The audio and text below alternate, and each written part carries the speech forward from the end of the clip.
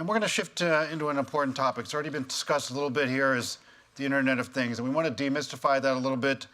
We have a couple of industry experts here. Bret Hartman, who's the Vice President and Chief Technology Officer of the Security Business Group at Cisco Systems, and Scott Montgomery, who's the Vice President and Chief Technical Strategist of McAfee.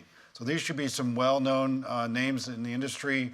You should be familiar with these. And so I'd like to have you join me in welcoming them to the panel. You should probably hold your applause. You're not sure yet what we're going to say is valuable. Might scare you. Might scare you. All right. Valueless. You never know. We're going to talk about the Internet of Things a little bit. Before we get into the panel, I wanted to kind of introduce it. And this is one way to look at the Internet of Things, represented by McKinsey. So what is the Internet of Things? You know, before I think we called it, you know, it became cool to talk about it as IoT. In the early days, those of you who came through the mobile industry, we called it M2M or machine to machine, but now it's cool to talk about it. Basically anything that can be connected to the Internet. And I like to think about it in kind of two broad categories. One is consumers, and we're all consumers, right? So we all have those things that Bill and Ron mentioned are connected to the Internet. So we have, you know, your computers, your tablets, but beyond that, you have now your fitness devices, your car is connected. Lots of things are connected somehow.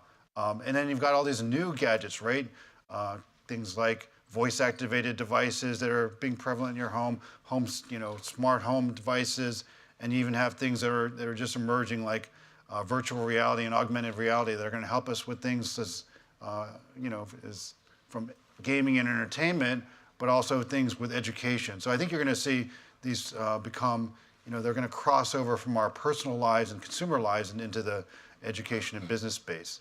And then I like to think about verticals and enterprise. So then you have things that businesses are putting in place, whether it's smart cities, they're putting sensors in to monitor to improve traffic, to be able to expedite parking, to make things safer for us. We put out a couple of papers earlier this year to talk about how 5G and the IoT can benefit smart cities.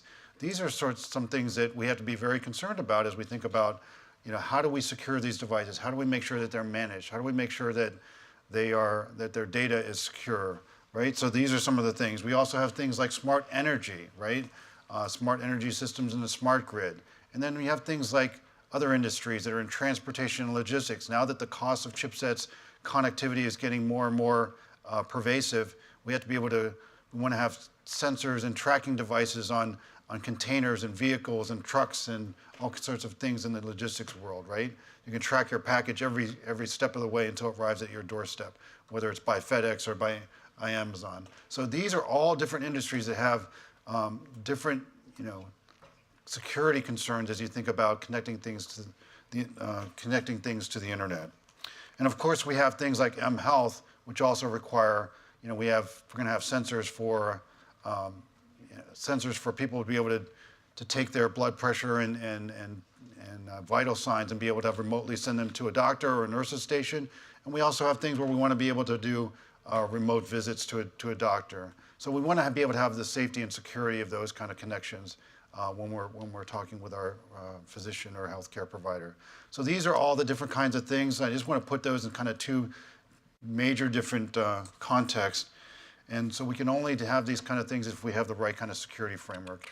And so these gentlemen are going to help us kind of understand kind of what are some of the risks there and how do we what are some of the tools and techniques and how are we looking at that as we go forward. So maybe Bret, you know, Cisco's got a lot of things that are connected to the Internet, a lot of routers, a lot of Wi-Fi.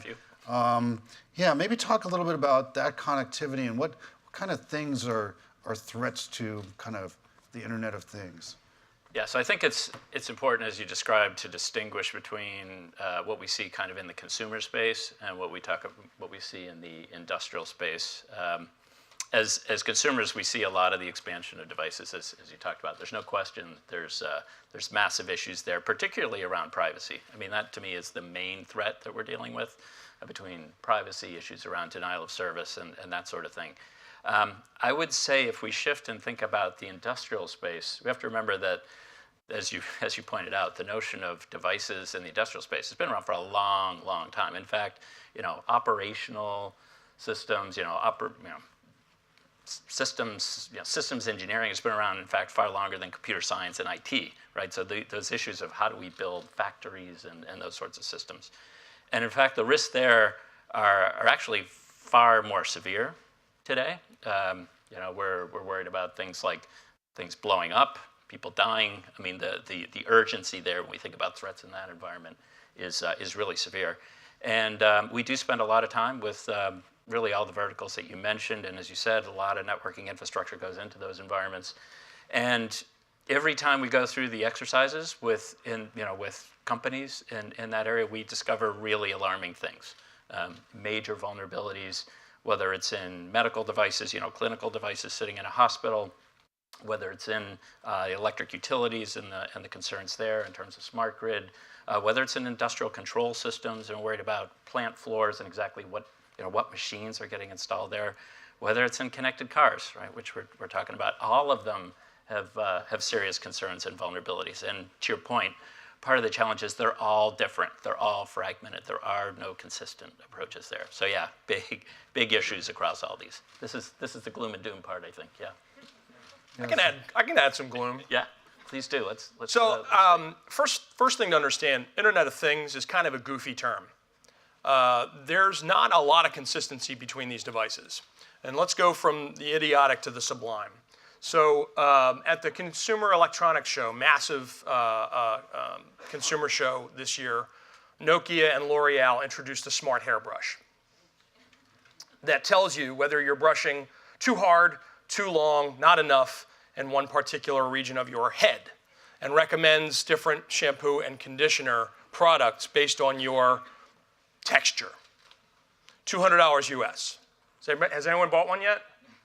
My daughter saw it. She said, "Oh no, this guy's like, I don't need it. But my apologies. Yeah, let's not go there. We could have gone a different consumer device. That's I apologize. Right. We're not going to go there. My daughter said, "Where do we get one? Where do we get one?" Of course.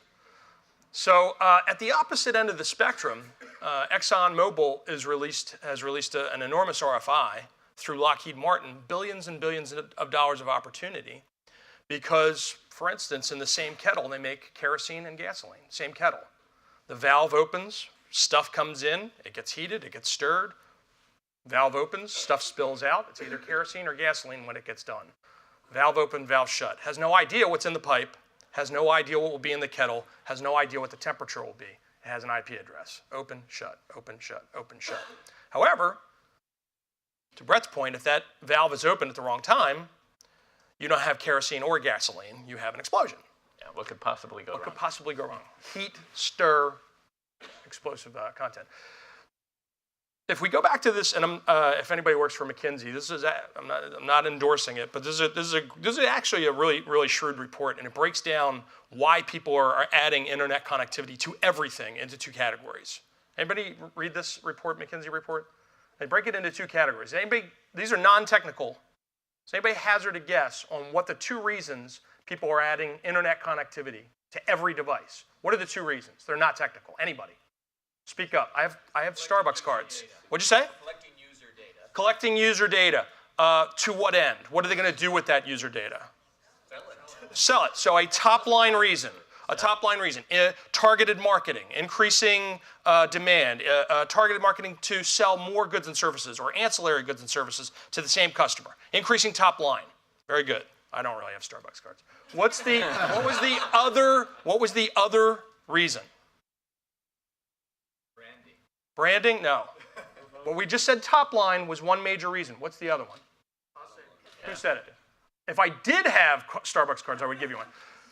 Reduced cost of maintenance. I can touch a device without having to send a technician to it.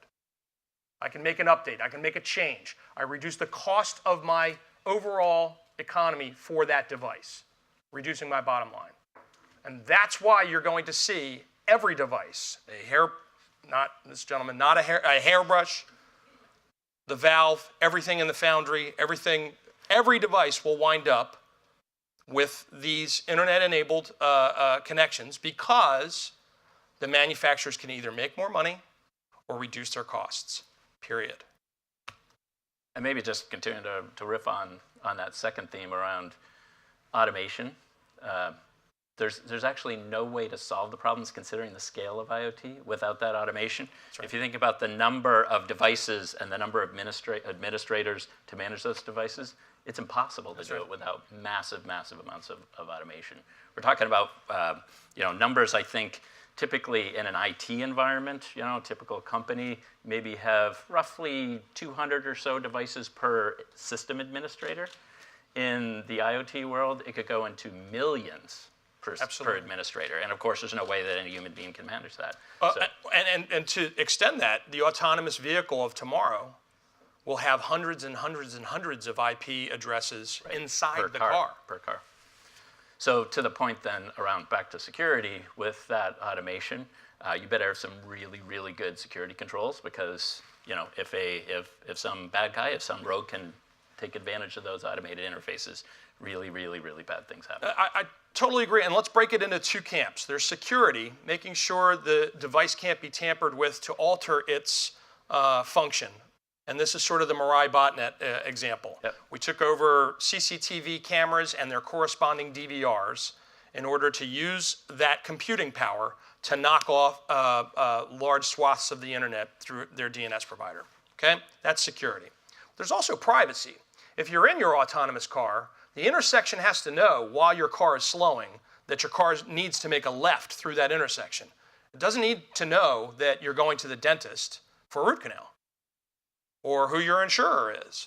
But along the chain of the devices between your house and your drill at the dentist, there will be devices that know all of those parts. So guys, that's a great perspective. I think we've covered kind of the landscape, but let's bring it back to what we understand as consumers, because as consumers, we all have a lot of these devices connected to the internet, and some of you are familiar. Could tell the group here a little bit about what kinds of tools are we using today traditionally to help, because we do need tools, right, to help secure these devices and protect the information. What kind of tools are available today to the consumers? Purely from the consumer realm. Start with the consumer side and kind of then we'll build towards the first thing. The first thing's policy, right? You have to make a decision when you buy something. Do I really need to connect this to the internet or not? You need to be making a policy decision in your house. How many people are streaming Netflix to their TV? Okay, that ship has sailed. If I told you you must stop doing that, you'd storm the castle. It's pitchforks and torches, right? But there will be devices that come into the home.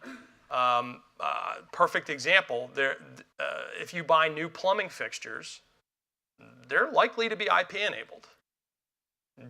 Does your faucet need to be IP enabled in order for you to thrive as a human? The answer is no. The answer is absolutely not. So make a policy decision. The second thing is try some separation. So what is the data in your house? It's photos, it's videos, it's documents. Does that have to be on the same network as the TV? So maybe some separation between your gadgets and your data. Because if your gadget is compromised because the gadget manufacturer doesn't know a lot about security or privacy, at least you can have some separation between your gadget and your real data. So, all right, Scott, let me push back on this. We got a panel, so we can. I mean, the concern I have with that in terms of policy is in the consumer environment is the vast majority of consumers either don't care or don't know they should care. No, that's true. Right, and Bill actually talked about some of this in the previous talk. To me, expecting individual consumers to understand enough and define those policies, I'm very skeptical. And I would really argue that the much more effective way to do it is to get carriers or other service providers to do it on behalf of those consumers who they trust, because how are we possibly going to do that if we were expecting? I would agree, but I also feel like at that point the consumer is going to be faced with the other Hobson's choice. The carrier says, we're not doing it pro bono publico. Good point. We're going to charge you for it. Are you going to pay another $9 so that we can secure your Internet of Things? And that's the other point. Nobody ever actually wants to pay, Right. but necessarily for consumers wants to pay for security. So while I agree, 99% of us, this moron included, don't have the wherewithal to sort it out. Expecting some third-party working group to arrive and say, we're going to take care of it for you for nothing, that's a fool's errand too. So companies are going to like Bill's are securing the networks. And we're going to hear from Qualcomm about how we secure mobile devices. But what are the kinds of things we could do at home to help secure the networks? There's things that we hear about, but we don't really understand. Maybe firewalls, security gateways. What are the types of things that are available, or maybe should be available to consumers, and how do we help educate them that these are important things? I mean, Cisco and McAfee have different tools, your name brands out there, but people know, I think pretty much when you buy a laptop or a computer, you need to install security software. So we have some consumer awareness, but I think we need more. Do you guys agree? I'd abstract it up one layer. So two things. Number one, industry, both of us included, have made things way too complicated. And this is partly by design. If things are complicated, you need experts to help you configure them. The next generation of devices have to be easier to use. And the gentleman from AT&T pointed out something really, really important with respect to consumer use of devices, and that's biometrics. If people have an easier way to do two-factor authentication, they will. How many people are doing Touch ID for something on their phone today? Of course. Why? Why'd you do it? It's easy. Try entering in a PIN when you're driving. Try entering in a PIN. Well, that's illegal in the district, in Virginia, in Maryland. We don't do that. So you have to, but biometrics it has to be ubiquitous. It has to be simple. It has to be ubiquitous. And consumers will do it. If you say, look, would you add a microsecond of effort in order to protect your privacy 80% more? People, yeah, of course. Micro feels little. Once you ask people to take on more burdensome steps of buying technology, configuring technology, I agree with Bret from the earlier point, the wheels start to come off. Yeah, and security works, especially for consumers, when it's on by default. If you don't have to opt in, right, if you don't have to make those decisions, if it's just there. I mean, we've seen that happen, for example, with Microsoft as a case in point back in the personal firewalls. Sure. The security increased amazingly when it was just there, and just by not having to click the button to turn it on. Same thing with Microsoft Windows Update. Yep. So the moment they shifted from opt-in to opt-out, all of a sudden people's machines started winding up patched. Shocker. So to me, that's really, it's about having security built in. And it is, I do absolutely believe that the carriers have a major role to play. They really do. And I think we're seeing every single carrier, whether they charge or not, different question, but definitely all the carriers, I think, view that there's a significant role to play from the network side, because it's really hard to protect all those individual devices. Totally agree. So we all have a role to play in No continuing to provide tools, continuing to educate, and Scott's point, continuing to make it simpler. So let's shift over briefly to kind of the industrial world where, on the one hand, you got these great opportunities. We have thousands or potentially millions of sensors connected, but there's also potentially the risk is bigger in terms of either a tank or a sensor, or somebody hacked into that. Oh, something could go wrong with traffic or other things. What are the ways you mentioned, Bret's kind of scaling solutions? So how do we do the kind of things that are going on in the industry to help address those kind of as we think about the kind of the root cause of the problem here, we talk about this chasm or the challenges between the IT and the OT world, information technology, operational technology, as I talked about before. IT, most of us here in this world, I assume, live there in terms of how do we protect our typical business systems. The operational technology has been historically very separate domain, right? How do you build a factory? How do you build the industrial processes, all those pumps and valves and stuff? Very distinct domains. And they've sort of coexisted for a while, separate. And of course, the challenges we have today is that they are not separate anymore. They are completely connected. And to your point, not only do the faucets in the home come IP connected, but every single device in industrial settings typically come IP connected too. And it's really the combination of these two worlds that form the challenges, because the OT world thinks about risk and challenges in a very different way. They haven't needed to think about cyber attacks. They've had to think about highly, highly reliable systems that work very predictably They worry about availability, and they worry about being able to ensure again that people don't die and things don't explode. And so a lot of the challenges when we connect these two domains together, really, really unusual things happen. And if you think about all the examples of attacks, it's typically that Stuxnet as an example, Sure. right? Then the well-known one where the centrifuges spin out of control. So as we think about this, and a lot of the discussions here are how do we have these two worlds come together, and back to policy, align the policies in the IT and the OT world so they work. And that is hard. They're very different domain experts between these two areas. When we think about cybersecurity, traditionally, malware attacks, advanced persistent threat, and all that. You talk to a domain expert in the operational world, they don't think that way. They want availability. Yeah, It's only availability. Right, and so the progress I think we can make is getting those two domains to work closer together. It seems really obvious, but it's pretty amazing that it's still very early days in terms of having those two worlds to come together. It is unbelievable just how little collision there has been until very, very recently. And some of the examples you see of those collisions, so for instance, a country that might rhyme with Shmusha turned out the power in the Ukraine Christmas Day a year ago, basically in order to disrupt the populace. And this is a great intersection of tech and OT, creating disruption for the populace. Let's talk about scale a little bit, because all of the computing power that we'll ever touch with our hands and use will be less than 1/10% when the real advent of IoT comes, 2020, 2021. Everything we touch and use as users with a keyboard will be 1/10% of the number of devices that will be out there. So in terms of scale, this is the much bigger thing that we need to focus on from the policy side and from the technology side. The other thing is that has anybody ever had their identity stolen? It stinks. It's painful, but you survive. If you have an insulin pump or you have a pacemaker and your internet or RF connectivity is disrupted, you might not survive.